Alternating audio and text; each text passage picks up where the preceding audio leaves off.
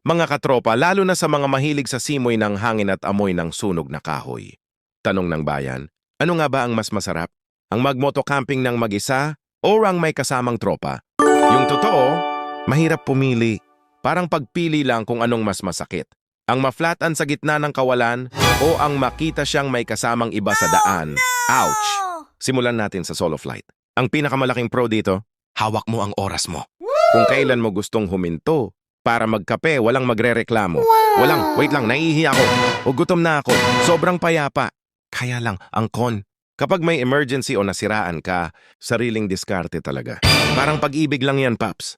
Masarap ang malaya at walang pinagpapaalaman. Pero pagdating ng gabi, mapapaisip ka na lang habang giniginaw. Sana may kayakap din ako, hindi lang tong sleeping bag ko.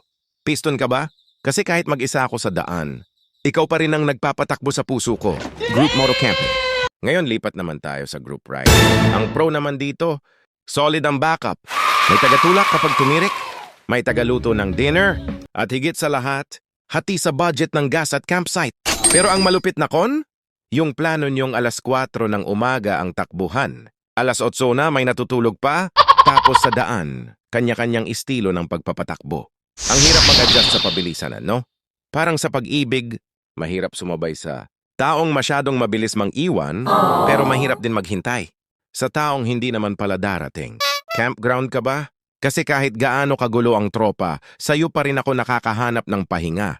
Para hindi mapait ang ending ng ride mo, narito ang mabilisang tips para sa susunod ninyong motocamping. Tip 1. Solo. Laging mag-iwan ng itinerary at lokasyon sa pamilya bago umalis. Magdala ng basic mechanical tools at power bank. Huwag umasa sa signal. Tip 2. Magtalaga ng malinaw na lead rider at sweeper. Walang iwanan sa daan at irespeto ang takbong swabe ng pinakamabagal na kasama.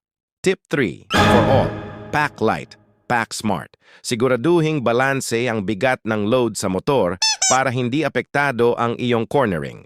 Sa huli, solo man o may tropa, ang importante ay nakaka-ride tayo ng ligtas.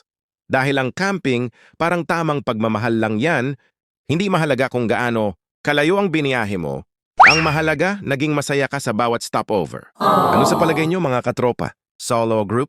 Comment nyo sa ibaba. Ride safe palagi!